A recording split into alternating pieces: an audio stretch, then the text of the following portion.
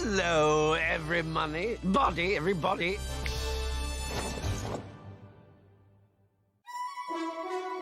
I love mornings in the park, the light through the trees, the birds and the squirrels. It's Central Park. It's a haven. It's a jewel.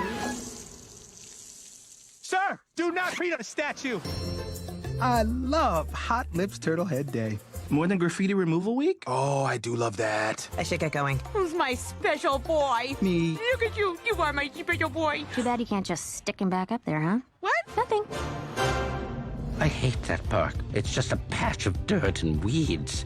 And we're gonna buy it. We're gonna do the biggest real estate deal in the history of the world. Quick question over here, Betsy. Are you wearing a dog? It's perfectly normal. I'm not gonna lie, it's a little distracting. No, it's not!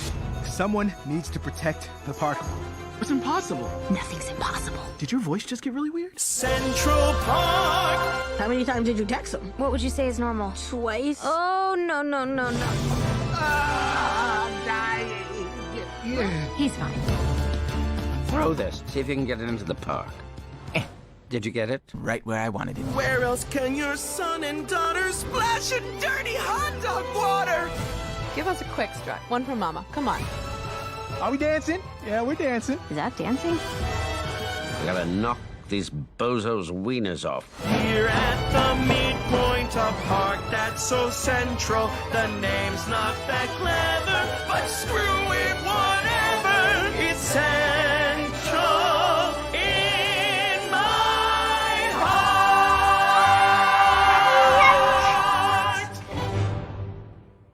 Good luck managing the park. That's gonna go great for you. What's that supposed to mean? Nerd.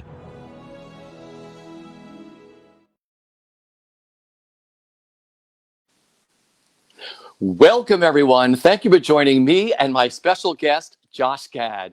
You know him from such roles as Olaf in the Disney films Frozen and Frozen 2. And Broadway audiences know him as Elder Cunningham from the Book of Mormon. Well, we just gave you a look at his latest project for Apple TV called Central Park. I mean, that is so incredible, Josh, just watching that. I mean, you co-created this with Lauren Bouchard and Nora Smith. I mean, ladies and gentlemen, please welcome Josh Gad. How are you, my friend? Thank you so much. As well as one can be, quarantined in their home for about 100 days, as we were discussing. Oh my gosh! But hanging in there. Thrilled to see you, and thrilled to be talking to the Broadway World community today. You know, you and I go back to Spelling Bee. I think I was at one of the first performances when you made your Broadway debut in that show. I'm sorry about that. I apologize to you now, because man, I was, that was terrifying. I mean, it's surreal taking over for anybody, but specifically for a Tony Award winner like the brilliant Dan Fogler. And I was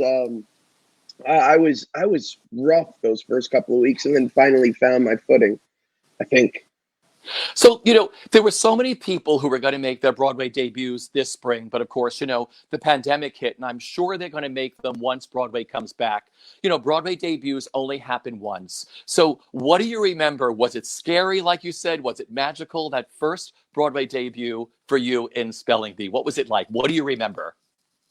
I remember having to go to the bathroom a lot beforehand. I remember having a pit in my stomach. Yeah. I remember going out and being like, oh my God, what if I forget how to spell the word?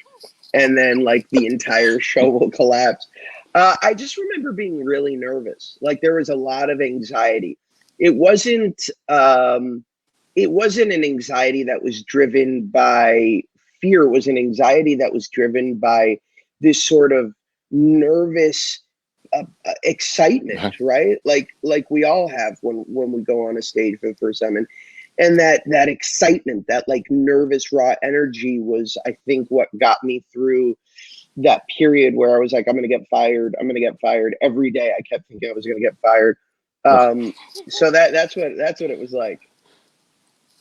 Everybody I speak to sort of says the same thing. I remember going to the bathroom right before I went on, and then all of a sudden it was intermission, and then all of a sudden I'm taking my bow. Whew, yeah, it goes by quick. It goes by quick, and it's scary. It's scary, but wonderful, Yeah. incredible. So listen, so you're out in LA. I know it's really early out there right now, but you were just saying this is about the time that your daughters get up, right? Yeah, well, no, this would be very late for my daughters getting up. I wish this were the time my daughters were getting up. No, my daughters get up at around 6:30. Okay. Jump in our bed, play with the dog, wake us up. We negotiate with them for a good half hours to let us to go back to sleep. We usually fail at those negotiations, and then lo and behold, our day starts. So now we're in the summer camp phase of coronavirus lockdown, and so it's a lot of logging on to Zoom and Yeah. and having them play digitally. Yeah. Well, we're thrilled to have you here today. Seriously, when we Thank you. told the Broadway World fans that Josh Gad was going to be my guest today, it just blew up. I mean, seriously. I mean, everybody was like, oh my gosh, because everybody loves you. Everybody knows you from something. The Broadway audiences, of course, know you from Spelling Bee and the Book of Mormon. And of course, millions of fans around the world know you, of course, as Olaf and so many other projects. But before we get into that, I want to talk about the new series, which everyone is obsessed with, Central Park, which is on Apple TV, which you co-created with Lauren Bouchard and Nora Smith. How did this series come about, and how did you get to work with Lauren? So, I was obviously a devotee of musical theater, whether it was on stage in Spelling Bee or Book of Mormon, Yeah. or whether it was on screen in Frozen and Beauty and the Beast. And I had sort of been wanting to bring that passion to the small screen, as I hadn't really seen it fully realized especially in animation, the way that I had imagined it. You had things like Crazy Ex-Girlfriend, which was brilliant, but there wasn't really a marriage of the musical theater idea to an animated form. But I had seen that Lauren had been sort of playing around the edges of it with Bob's Burgers. And I really, really was fascinated by what you could do with that if you expanded it.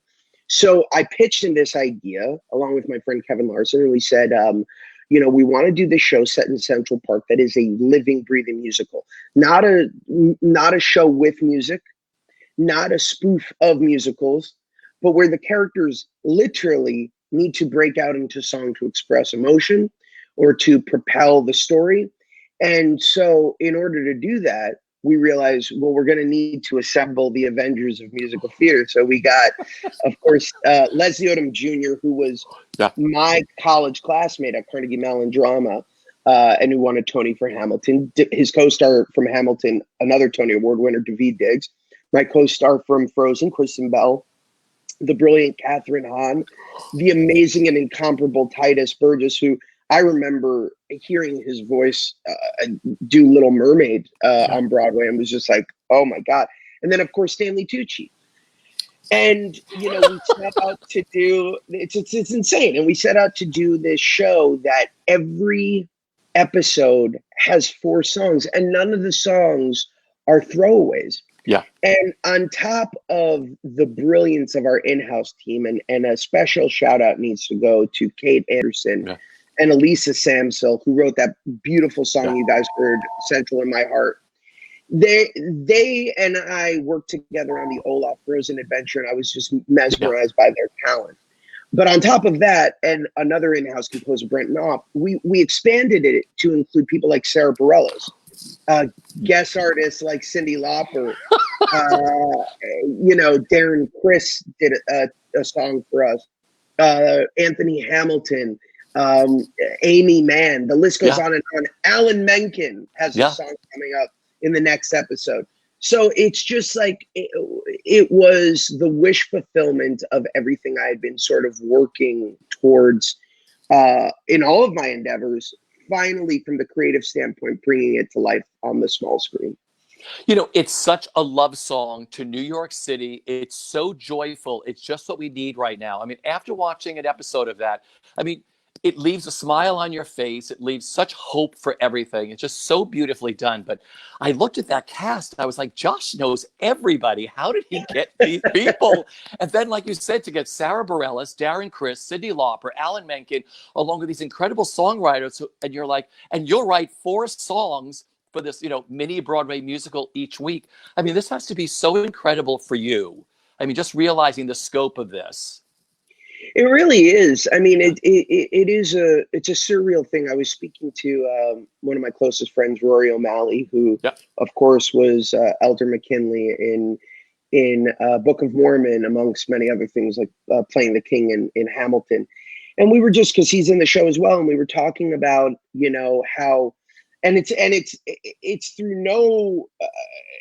no means of my own. I haven't written any of these brilliant songs, but what we were talking about is, as fans, just watching and observing the show, there is something so tremendously rewarding about the caliber of music in the show. The songs our kids are singing them, and that is so exciting. That is everything I hoped for. And that part of it is really, I think, the thing that is making me happiest is not only is it a source of light at a time of great darkness, but hopefully everyone who watches it will leave wanting to hear the songs again, wanting to sing the songs, wanting to distract themselves with something that's just meant to feel good and give you a big smile. Now, you play Birdie in this. What a great role for you. Birdie is he's an amalgamation of a lot of different ideas that Lauren and I had. We love the idea of a narrator who's not very good at his job, a narrator who is almost like that. Remember the busker in There's Something About Mary, the guy who plays on the so it was like an homage to that, but also an homage to sort of the conscience of some of our favorite films, i.e. Jiminy Cricket in Pinocchio, i.e. Bert in Mary Poppins. We love this idea of this character that seemingly knows more than they should, and is almost like a guardian angel, if you will. And so we wanted to tie those two things together and make him not very good at his job in the process. Yeah. You know what I also love about this is the series centers around a biracial family, which I love. It's a family of today. Was that originally your intention when you started working on this? We actually cast everyone beforehand, before we even knew what characters we were going to have. And then we cast Leslie Odom and Catherine Hahn, and we made the decision that should be represented on the screen. And we were so excited when we were able to make that decision that we could bring this family to life and have them be representative of a biracial family. And we take that task very seriously and continue to try to populate it with as much diversity as possible. It's interesting. I had Leslie Odom Jr. on the phone yesterday for Hamilton. I said, Leslie, I'm going to be speaking with Josh tomorrow. He'll be live with me. And he said, tell him I hate him. No, but tell him I really love him. That tracks. Leslie and I have known each other since we were 18 years old. And, oh, man, we got into some good brawls in college, too. And it's just so exciting to be able to watch somebody who you have literally looked up to since being a teenager become a superstar and see that rewarded in the way that everyone who went to school with him knew he would be. Same with Rory O'Malley. Our class was insane. It was stacked. It was Rory, Leslie Odom, Josh Groban, son of a bitch, left our freshman year, but all of us were in the same class. All at Carnegie Mellon, right? All at Carnegie Mellon. Katie Mixon. I mean, we had a pretty insane cast. And then the seniors, the year we were there, were insane too. We had Matt Bomer. Who else was in that class? Joe Manganiello. Cody DePablo. I mean, it was crazy. It was a crazy time. So did you like look at all these people in the hallway saying, "That's a movie star. That's a movie star"? I mean, look at Yes. the people you went to school with. Well, I was so worried, as is often the case in my life, that I was going to be cut from the school. And so I was like, oh God, I'm the weak link here. I'm the one who doesn't belong here. And the truth is I didn't get into the musical theater program. So I was in the straight drama program. Okay. And the musical theater majors, including Josh Groban, were a very small group, right? So Josh leaves our freshman year. And when he leaves, a slot opens up. Yeah. So I decide, okay, I'm going to audition for this slot. Well, my good friend Rory O'Malley took that slot from me, and I still haven't forgiven him. All these years later, I'm still really angry at the fact that I never got trained for musical theater. And this carries through because when we did Mormon, I was originally supposed to get up and do a tap dance and turn it off. And I couldn't do it because I wasn't trained at Carnegie Mellon how to tap dance. So shame on you, Rory, for depriving an entire audience of my tap dancing skills. Love that story. Just blame it all on Rory. Everything in life I blame on Rory. That is hilarious. We might as well get into the Book of Mormon.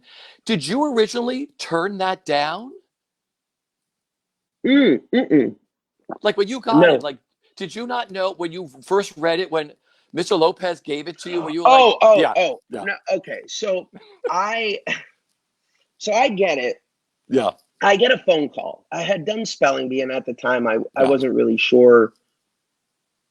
I wasn't really sure what I wanted to do next. I knew I wanted to go back to Broadway. I knew I wanted to create a role on Broadway, having just taken over a role. Yeah. So I get this call from Bobby Lopez, and Bobby is like, I'm doing this show with the creators of South Park. It's about Mormons. And I'm thinking to myself, oh, this must be like a live version of that episode on South Park that they did all about the Mormons. Dum dum dum dum dum dum dum dum dum dum dum dum dum. So I'm like, oh, maybe they want me to be Cartman or something. It's like live Broadway musical. So he's like, I'm gonna send you the music. Yeah. And let me know what you think.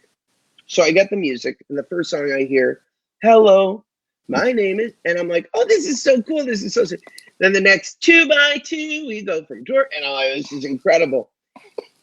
And then it gets to a song people will come to know as Hasadiga Ibawai, and I literally stop and I go, I can't do this.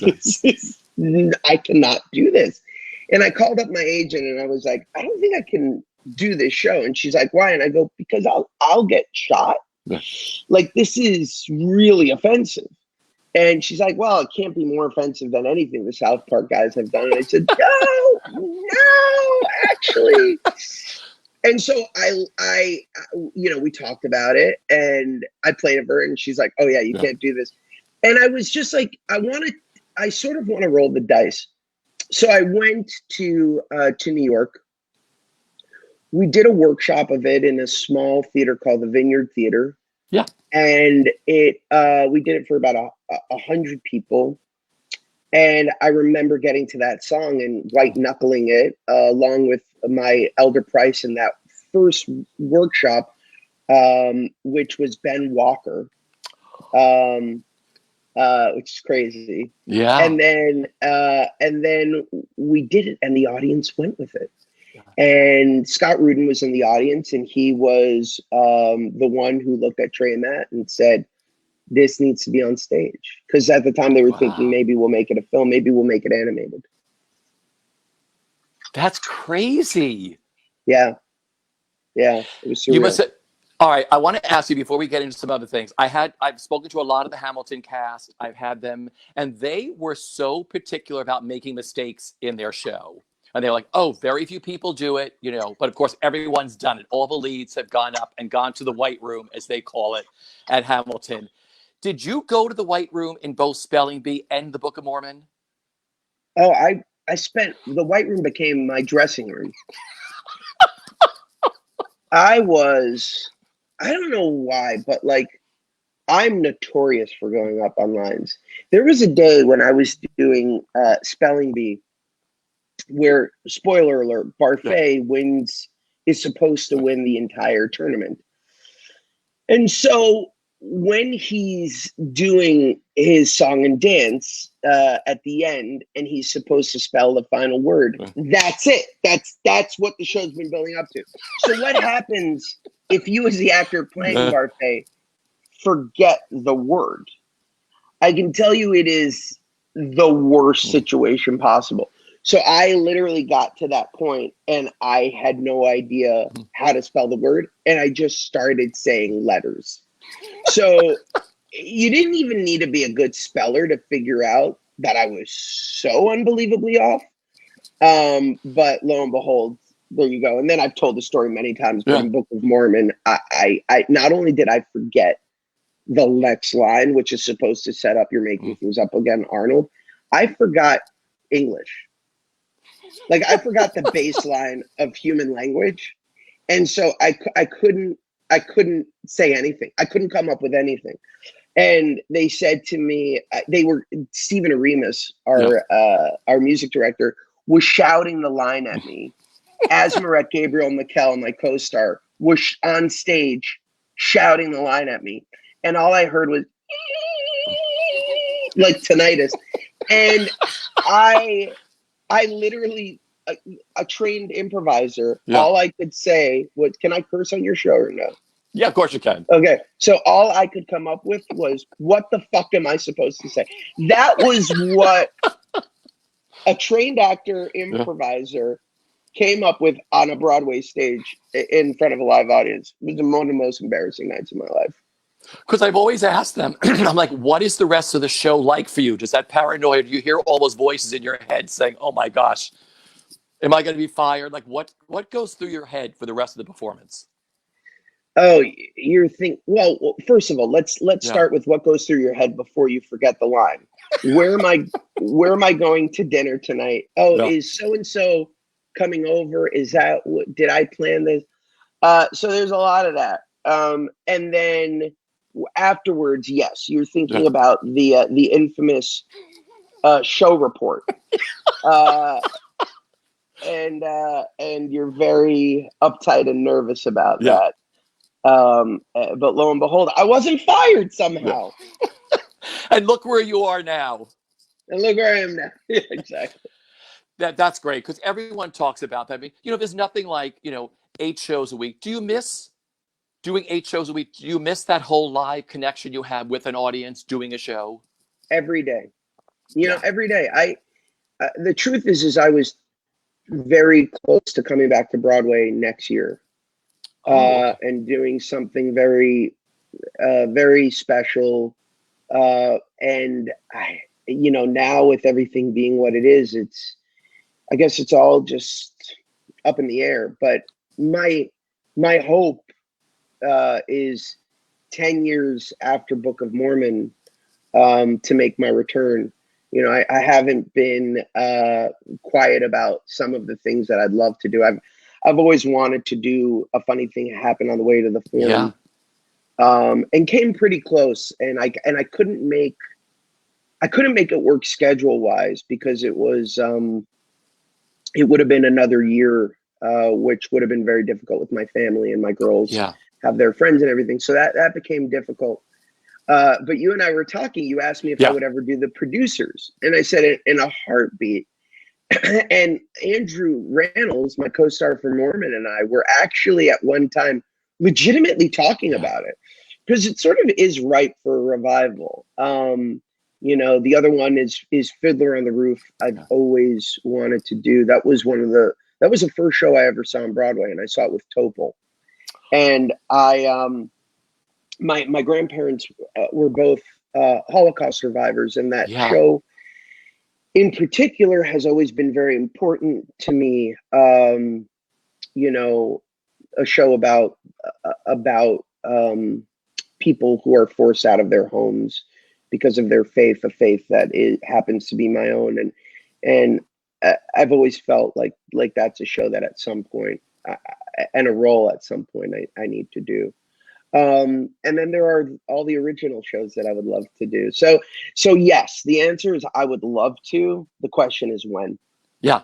You know, you and I talked off before we went on here. I said, you got to bring back that old tradition when the curtain would come down after the bows and it would go back up again and the star would be there and do 2 or 3 numbers from your nightclub act or from something else. So if you were going to do this, wouldn't that be cool if you did some numbers from Frozen, from the Book of Mormon, from Spelling Bee? Yeah, I'm sure parents bringing their children to the producers would love for me to break out in summer at the end of it. Well, someone's got to bring that tradition back because it was a tradition that I was brought up on. Like I told you, Pearl Bailey did it in Hello Dolly. The Andrews sisters did it, and Eartha Kitt did it in Timbuktu. It was that little added thing where they would do 3 or 4 numbers with a combo, and it gave them that extra little bit. It was really exciting.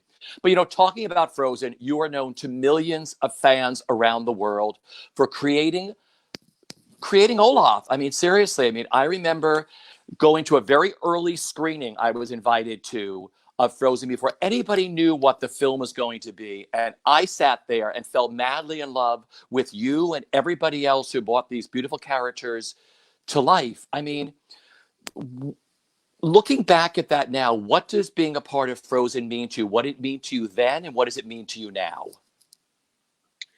When we were doing Frozen, I remember, I don't even know if I'm supposed to say this or not, but I remember. Sure, you can. I was with Bobby Lopez and Kristen in New York City in Central Park. And we were, ironically, and I was doing a segment for a show I was hosting. And Bobby and I were talking, and I go, "How's Frozen coming?" And he goes, "Oh, it's a mess." And I go, "Really?" He goes, "Yeah, it's not working." I go, "Oh, bummer." And he goes, "Yeah, you know, I think we have a game plan. There's this song that Kristen and I really want to put in that we think will actually set up the emotional journey." And there's been a little back and forth on it, and there are some folks at the studio who don't feel like like they feel like it slows things down. But after the last test screening, we think we've made the argument. Well, that song was "Do You Want to Build a Snowman?" And when they put it in, suddenly the movie just came to life. It worked. And I remember being in the theater, and it was a small screening with my wife, who hates everything I do and is my biggest critic. Yeah. And we both looked at each other, and she goes, "This one is special." And it's been the understatement of my life, because it's been probably one of the most significant things I've ever been blessed enough to do. And you asked what it meant to me then and what it means to me now.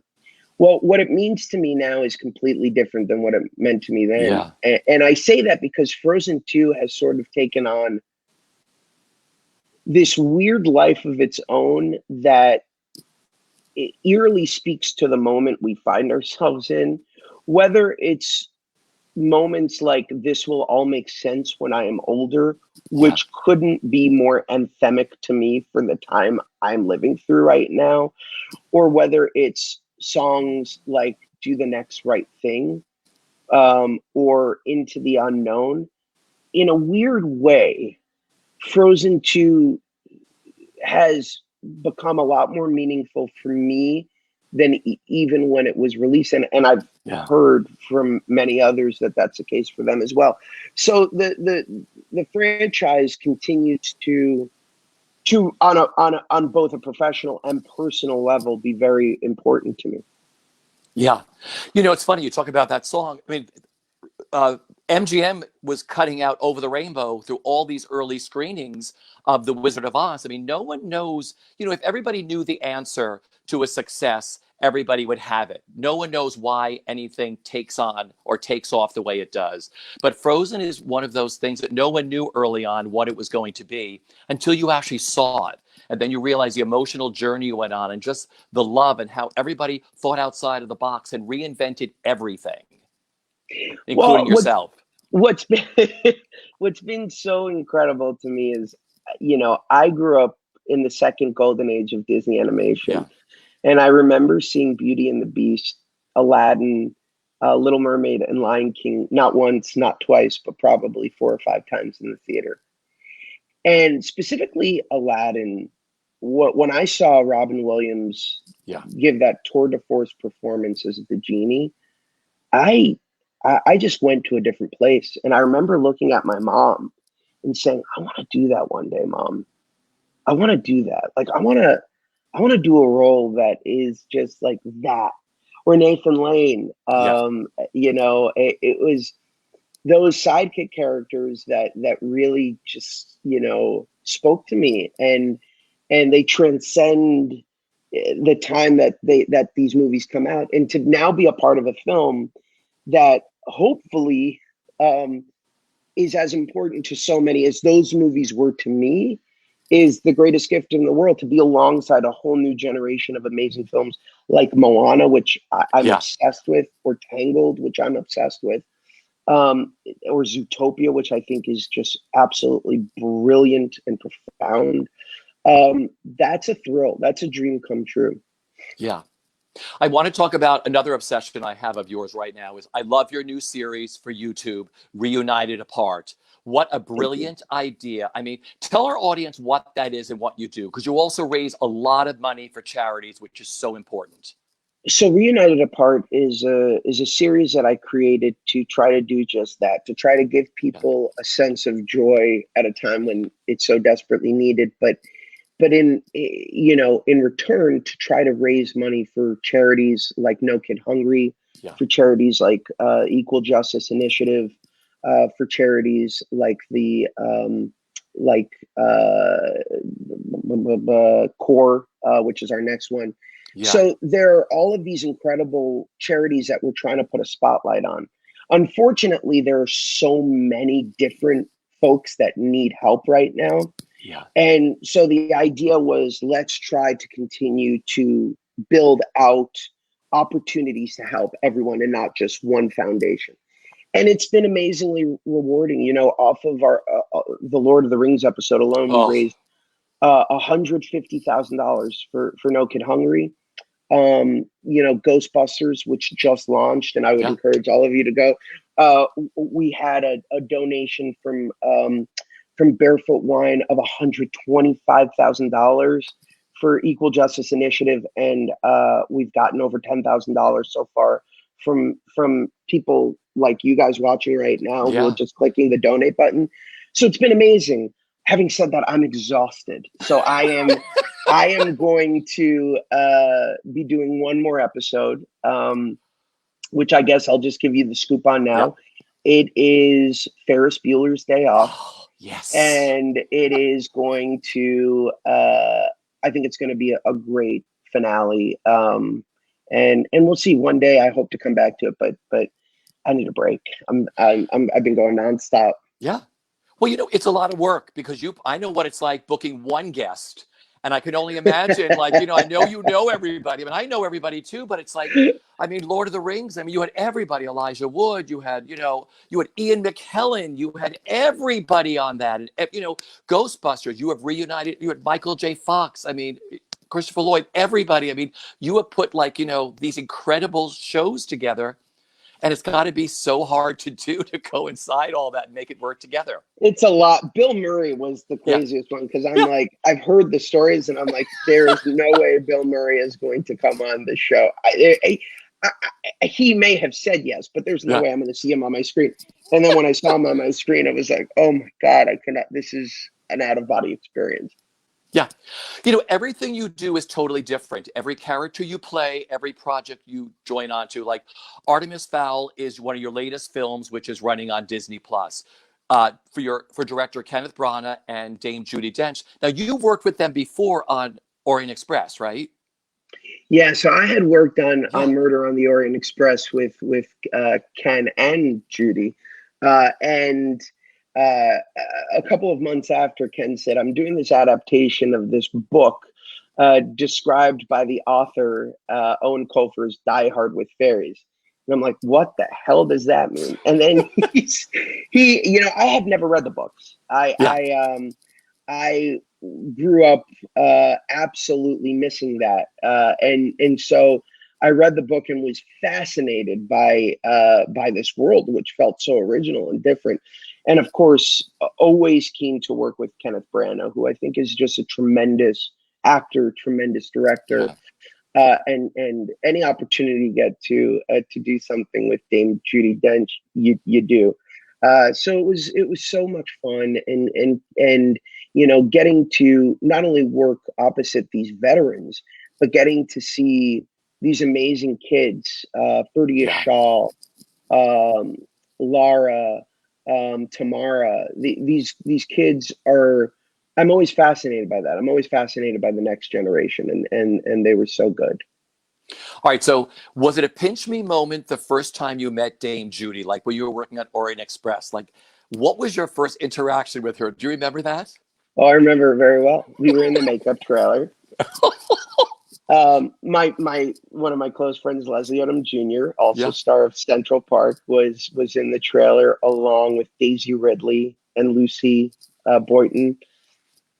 And everyone was looking at Dame Judi, and she was sitting in her makeup chair like this, head back, eyes closed, and we were all so intimidated. Nobody wanted to approach her and say hi. Of course, me being the idiot that I am, I go, I'm going to do it.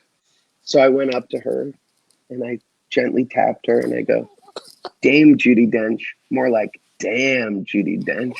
And that was it. She and I became fast friends almost immediately off of that. That someone had to approach her. It might as well be you, right? Might as well be me. Might as well. Now, what are some of the other things? You've got so much stuff on your plate. What are some of the other projects you're working on? Oh my God. Yeah. There's a lot going on right now. We're working on so many things, and so many that I can't even talk about. But right now, hard at work on season 2 of Central Park, which is just I wish I could tell you guys some of the people who are joining us, not only to star but to write music. I'm working on a sequel to Honey, I Shrunk the Kids called Shrunk. Working on a little something that's based on something that I've done in the past, which I don't know that I'm at liberty to talk about, but you can follow. The Broadway world fans will figure this all out when you say but it rhymes with Beauty and the Fleeced. And continue to read projects that interest me. There's a project called Moonfall, written and directed by the great Roland Emmerich, that I'm circling. And the truth is, who the hell knows when we're going to be able to do what we do again? So it's figuring that out. Most importantly, to your fans, I am really, really, really taking seriously the idea of returning to the stage in the next what should have been 12 months, but probably now looking like 24 months. That is the thing that I continue to prioritize more than any other, because I miss it. I miss you guys. Yeah. I miss the Broadway world community shitting on me or celebrating me. There's just so much that I miss about it, and I want the opportunity to come back and challenge myself and remind myself why I love doing what I love doing. Like I think the stage is where we learn. The stage is the greatest classroom there is for an actor. And without it, there's a lot you forget. And there's a lot you let those muscles atrophy too long and you can't get it back. And so I need that. Like my soul needs that. Yeah. My final question is, what have you learned about yourself during this quarantine and staying at home that you didn't know about yourself before? I'm going gray a lot quicker than I ever imagined. I've learned a lot because a lot's happened. You know, I've learned that there's so much I don't know, that there's so much more I can do, that I've taken a lot for granted, that I am oftentimes so in the thick of work that I forget life. And it's been a really good reminder of the beauty of life. And there's been the silver lining of this has been that I get to wake up and see my girls every morning, have lunch with them, have dinner with them, read Harry Potter to them at night, and share an experience that is both surreal and scary, but at the same time, learn from these two young ladies, a 9 and a 6-year-old, about resolve. And as scared as their dad is, and as nervous and anxious as I'm sure everyone watching right now is by this time we find ourselves living through, when you look into the innocence of and the perspective of kids, man, can it give you hope. Yeah. Man, can it give you a respite from the madness, a respite from the bickering, the anger, the anxiety, the fear, the tension, all of it. You know, there's a purity there that the stillness of this moment continues to give me. And maybe there's a reason the universe put us in timeout. And maybe we all need that time to reflect and hopefully come out for the better. Yeah. You know, I think whatever the new, it's not even the new normal, it's going to be the new now, because I think the new now is going to change week after week, month after month, until we get into whatever this is. But I think everyone's just going to be so present and in the moment and not worrying about what's happening next week or down the line. It's going to be that really big physical contact you're going to have on a one-on-one that I think we've missed for a long time in this crazy world that we live in.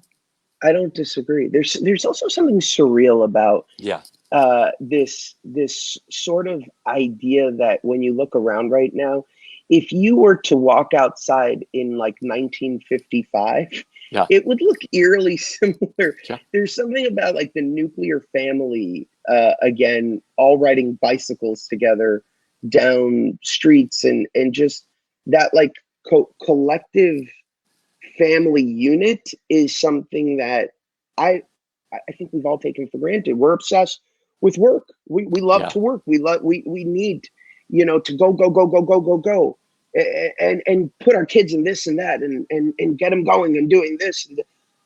But again, that stillness there's something about that that I've been fortunate enough because, you know, I personally haven't had the effect that I think some people have had. And that's another thing that I think is the flip side of this that worries me. And it's why I'm doing things like Reunited Apart is I also do very much worry about those people who don't know how to pay for the next meal, who don't know how to pay for rent. And that is the conundrum we find ourselves in, is how do you stay healthy and how do you stay safe? And also, how do you do what you have to do for your family? So it's all of it. It's a lot of emotions right now. And I'm, as you can tell by the bags under my eyes, which I've covered up with some form of makeup, There's a lot that goes on up here at night where I'm thinking through life and trying to figure out, how we get through it all. Yeah. Well, first of all, I thank you for dropping by and sitting with me today. I have known you literally since you made your debut in Spelling Bee, and I've watched what wonderful things have happened to your career and the wonderful social conscience you have with the jobs you choose and how you go about helping people at the same time and how much joy you bring with the projects you work on. So I thank you from the bottom of my heart, and all the fans do here at Broadway World, Josh, just so you know. I love you guys. There is no other place that I can claim as my start. The Broadway world, the Broadway community means more to me than anything else because it was the birth of my career. And I hope it continues to be a very large part of my career moving forward. But thank you for having me on. Thank you for this great discussion. And thank you guys for watching, and keep watching Central Park. It's very special. Take care, everybody. We'll see you next week. Stay safe. Stay safe.